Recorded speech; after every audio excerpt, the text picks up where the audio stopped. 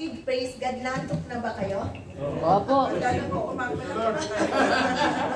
Praise God. So, God bless our pastor. Mga kapatid, praise God na naibahagi niya mga kapatid, praise God ang mga bagay na kung saan ang hayo. At sabi ko nga talagang kalooban ito ng Panginoon na topic natin kasi all over the mga kapatid, praise God sa Pilipinas ay ito yung seminar mga kapatid. Seminar, mga kapatid ng ang evangelism, mga kapatid. Sa Cebu, mayroon mga kapatid, lahat ng ministers, mga kapatid ay kaya praise God, naka-inline talaga tayo mga kapatid in one spirit. Parehas na parehas yan, Pastor. Ay yung pagkagawa ng seminar nila doon. Iba-iba yung nila kasi mga ministers na rin. Pero ang natin is evangelism topic din. Okay. Praise God. So, mga kapatid, praise God, bago ako pumunta doon mga kapatid, praise God, sa pagpapatuloy natin, ano yung part 2? Pakita na lang natin yung part 2, mga kapatid, praise God. Yung part 2. How to win souls. Ayan, how to win souls. Points to remember, church growth strategies and conclusion. So, paano tayo maghahayo mga kapatid? Amen? So, nandoon na mga kapatid, praise God, ang desire natin yung pinangaral ni Pastor mga kapatid, praise God. So, bago ako pumunta doon mga kapatid, amen, na how to win souls, mga kapatid, of course, sabi nga mga kapatid, praise God, kilala natin yung sarili natin. We identify ourselves, di ba? Kasi kung hindi mo na-identify ang sarili mong mga kapatid, praise God, baka ikaw yung madala ng hinahayuan mo. Kaya natin, amen. Kaya, unang-una mga kapatid, praise God, yung lagi kong sinasabi mga kapatid, praise God, master na dapat natin yung sa umpisahan na. Plan of salvation. Plan of salvation. 7 steps? 7 steps? Pwede lang, ibang PowerPoint. 7 steps of 21 days.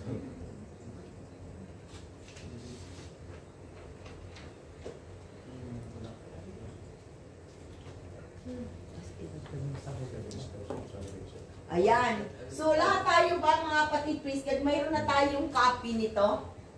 Kasi kung yung wala pa tayong copy mga kapatid, feel free na mag-upload sa akin para ang ano ko ngayon mga kapatid, praise God, bawat isa sa atin ngayon, since bona fide members na tayo, mayroon na tayong files, mga kapatid, ano ang una nating dadalhin sa kaluluwa, yung sabi nga Mr.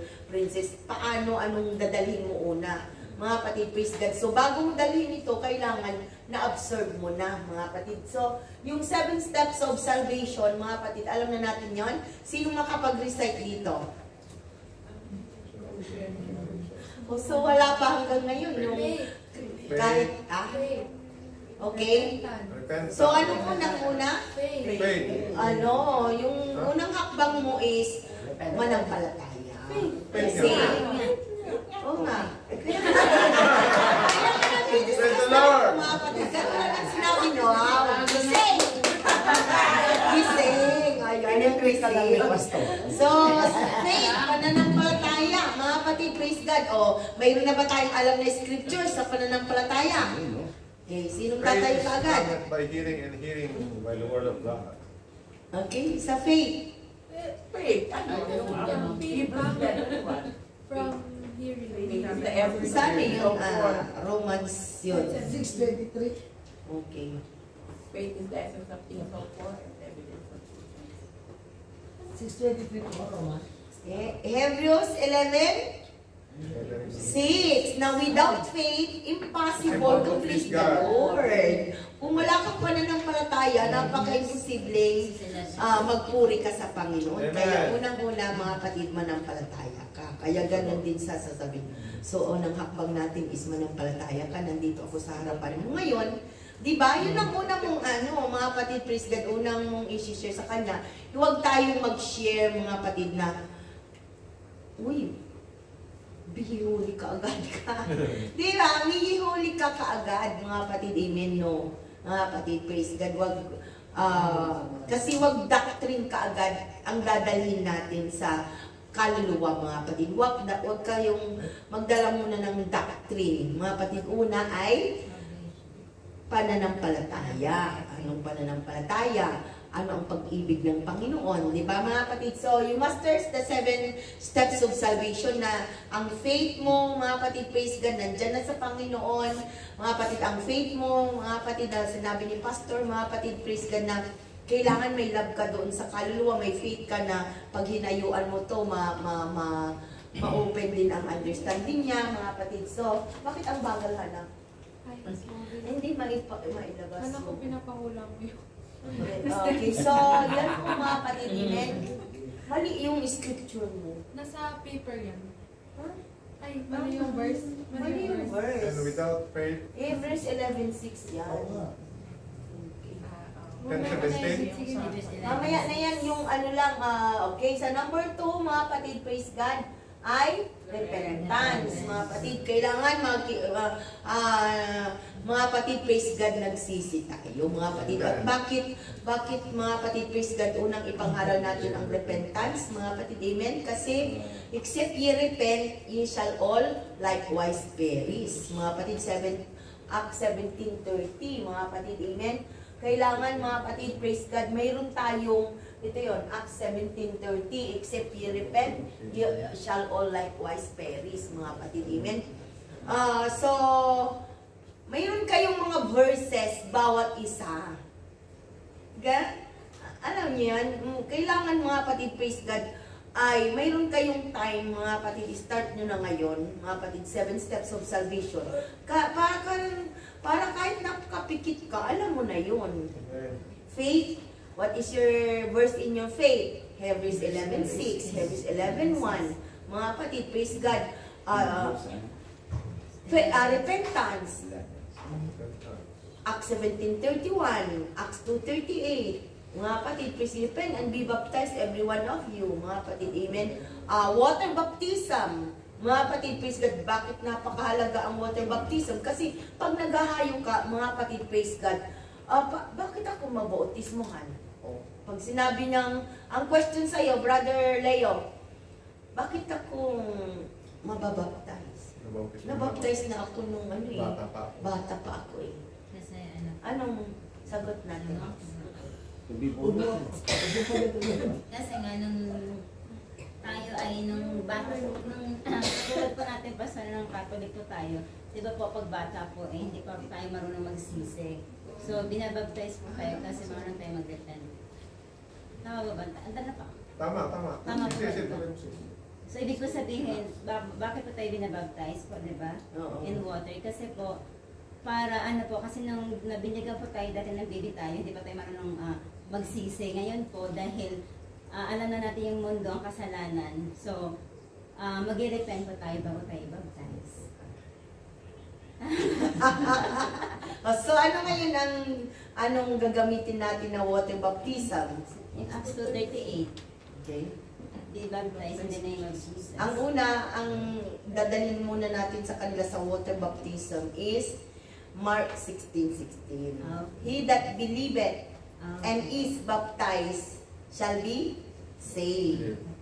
But he that believeth not shall be damned. Mga kapatid, praise God. Kaya, bakit mahalaga ang bautismo? Kasi sinabi, kapatid, alam mo, basahin mo itong Mark 16:16. Sinabi dito, kulang talaga yung manampalataya lang tayo. Yeah? Kulang lang talaga sis, alam ko, ikaw may, you believe in God.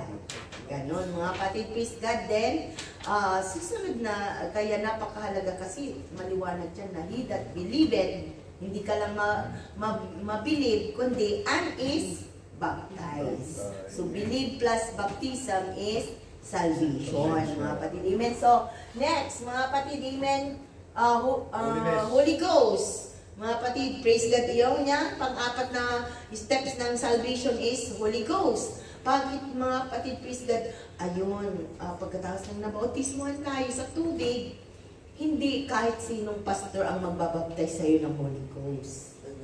Ang Panginoon lang ang magbabaptize sa'yo ng Holy Ghost. So, saan mo naman, mga kapatid, praise God, bibigyan siya ng Holy Ghost baptism? Acts 1. You shall receive power after that the Holy Ghost is come upon you. Magkakaroon ka ng kapangyarihan pag nasa may espiritu ka ng Panginoon.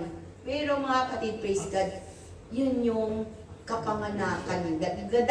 Babalik ka ngayon sa John 3:35.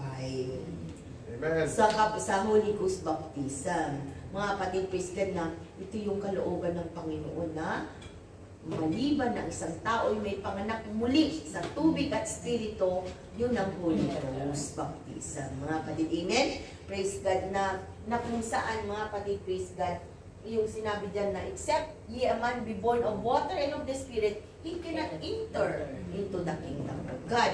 Kaya hindi sapat na ikaw ay nabaptize, mga kapatid. Amen? Praise God. Kailangan pa rin nating maipanganak sa Espiritu, mga kapatid. Amen? Kasi, mga kapatid, amen? Sabi doon, mga kapatid, except a man be born of water and of the Spirit, he cannot enter into the kingdom of God. At sa babad, pupunta ka na doon sa Acts 2:38. Na ito yung plano. Wala nang ibang plano, kapatid, kasi ang isang plano ng kaligtasan is Acts 2:38.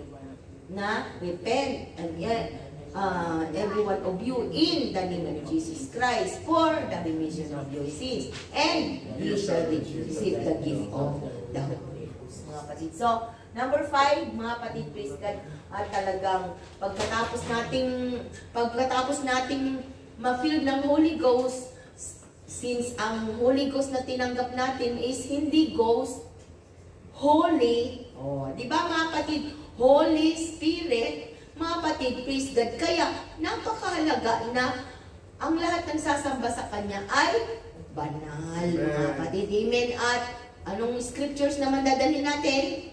Hebrews 12:14 na napakahalaga ang kabanalan. Bakit, mga kapatid? Dahil sa dugo ng Panginoon, nilinis niya na tayo, mga kapatid. At gusto ng Panginoon na makita natin siya. Mga kapatid, without holiness, we cannot see God. Hindi natin makikita ang Diyos sa walang kabanalan, mga kapatid. Amen? Sister Chuck. Ay, akala ko. Okay, kanina nandiyan pala. Okay, so yan mga kapatid, amen? Praise God. 1:15 and 16. Hebrews 12:14. Follow peace with God. And then, sa 1 Peter 1:16, ano yun, kabisado mo na, 1 Peter 1:16. Utos to ng Panginoon. Di ba? Ito yung talagang, di ba, kung naniniwala ka sa 10 utos, hindi lang 10 utos ng Panginoon, di ba? Isang utos ng ating Panginoon is, be ye holy. Bakit? Ang Diyos natin ay be ye holy for I am holy. Mga kapatid, amen? Praise the Lord. So yan. And, mga kapatid, praise God. Kaya lahat ng 7 steps of salvation, observe mo na. You identify yourself na as, mga kapatid, Christian, followers, mga kapatid, children of God ka na, mga kapatid, amen, na kung saan you believe in one God, mga kapatid, amen, dahil kailangan master mo ito, ang example lang talaga, mga kapatid, ng one God is water. Hindi mo pwedeng i-explain na 3-in-1 na coffee. Never, mga kapatid, praise God, na you will compare the one God ng 3-in-1. Bakit, mga kapatid, praise God? Coffee mate, kape, and sugar pa rin yan. Coffee mate pa rin yan, kape pa rin yan. Mga kapatid, praise God, kanya-kanya silang sangkap. Pero pag ang water, mga kapatid, kung ginawa mo yung ice, pag nag-melt yan, water pa rin, hindi nagbago. Di ba, mga kapatid, amen? Kung liquid yan, mga kapatid, praise God, tubig niyan na ano mo lang, liquid, water pa rin yan, mga kapatid. Pag binoil mo yan, nag-boil ka ng tubig, mga kapatid, amen, di ba, mayroong sumisingaw, mga kapatid, pag sumingaw o pumunta sa dingding, water pa rin yon, pupunasan mo basa, mga kapatid, amen. So, hindi nagbabago ang one God, mga kapatid. He is only one God, never change. Kaya, hindi ka pwede, mga kapatid, na pupunta dun sa 3-in-1. Water lang ang example Parang na. yung sa itlog, Pastora. Ano? May mga naririnig ka sa nag-preach yung sa itlog. Sa itlog din, hindi pwede. Sa shell. Sa shell, tapos egg white at saka yellow. Tatlo pa rin yun. Hindi ka pa rin pwedeng iisa yun. Doon na itlog yun, itlog pa rin, sabi mo, pero Isa siya. iisa siya, pero tatlo pa rin ang sangkap nun. Yellow, white, at saka shell. Yung shell, tatapon mo yun. Di ba? Tatapon mo lang yung shell, mga kapatid, praise God. Itong water, mga kapatid, praise God, hindi, water pa rin yan, mga kapatid, hindi nagbabago. Kaya yung God natin, mga kapatid, though He created us, mga kapatid, praise God, He is still a God. Nung nagpahayag siya sa laman, mga kapatid, hindi siya tao lang, He is God. Mga kapatid, hindi siya nagbago. Mga kapatid, He is one God in three manifestation. He manifests Himself, pero God pa rin siya. Nag-create siya, nagpahayag siya sa laman, His Spirit pa, He is a Spirit, nung binig-pour out niya sa atin, nag-descend siya, God pa rin siya. Hindi siya nagbago. Mga kapatid, amen? So, yan mga kapatid, praise God. Kailangan mga kapatid, mamaster na natin yan. At, kagaya ng lagi kong sinasabi mga kapatid, praise God, one God, mga kapatid, amen, mayroon kayo na mga kapatid, praise God, yung will of prophecy. Okay? Mayroon na kayong will of prophecy? Meron na po. Kailangan yung will of prophecy, encouraging you lagi mga kapatid. I-print mo na yun, ilagay mo na sa likod ng Bible mo. O kaya mga kapatid, praise God, since na ang ano natin ngayon mga kapatid, praise God, pag duly baptized mga kapatid, praise God, what we will present to them is 7 steps of salvation, mga kapatid, one God, yung will of prophecy, para doon sa will of prophecy, nalagay mo dyan? Wala ka pa sa endurance eh. Hindi, ipakita mo lang sa one God. Kasi, ito mga kapatid, praise God, kasi nasa one God na tayo eh. Yan mga kapatid, praise God, there is only one God. Napakalinaw na mga kapatid, praise God, na only one God tayo, hindi nagbabago. Mga kapatid, na He is the I am. Mga kapatid, amen? Nakikita natin dito, mga kapatid, na Jesus is the King, God is the King. Diba? Tinawag, nung nasa, diba, ang mga ano, He is the King. Mga kapatid, amen? Then, sa Old Testament, mababasa mo yan, mga kapatid, God the King. Kaya babasahin mo lahat ng mga Old Testament. In compare mo mga kapatid, praise God, dito sa lahat ng New Testament, walang pagkakaiba. Kaya hindi ka na malilito. Kaya itong mga kapatid, praise God, you have this one. Kasi He is the rock, God is the rock. Di ba? Mga kapatid, hindi nagbabago yung Diyos natin sa Old Testament and New Testament. In the Old Testament, He proclaimed that He is the rock, mga kapatid, amen. And in the New Testament, I am the rock. Di ba, mga kapatid, amen? Praise God. Kaya, napakahalaga, mga kapatid, praise God, na you believe in one God, and that is 6 steps of salvation. 7 hakbang ng kalikasan, mga kapatid, na kung saan kilala mo ang Diyos mo. Hindi ka na, kaya sinabing steps of salvation, mga kapatid, amen. Hinakbangan yan ang hinahakbangan mo, hindi ka humahakbang sa iba. Hindi ka nahahakbang sa iba, mga kapatid, hindi ka na patalon-talon, hindi ka na maililigaw. Mga kapatid, amen. Kahit ang kaharap mo is ama-anak, ipaglalaban mo na hindi. O di ba, mga kapatid, amen? Kasi naunawaan mo na to. He has a dual nature. He is a God and He is a man. He is not just a man. He is not just, mga kapatid, no, He reflects Himself as a Savior, mga kapatid. Amen? Praise God. So, one God, mga kapatid, in 3 manifestation. Okay, ano yung one God natin? He is a creator in the day of in the day of He is Son, He is Holy Spirit. What do you mean by regeneration? Yan eh, yan, hindi natin nauunawaan yung regeneration. Pagkabuhay ng mga Ascension. Di ba di ba nakikita nyo yun? Nagdumami na sila ang generations, mga patidimen.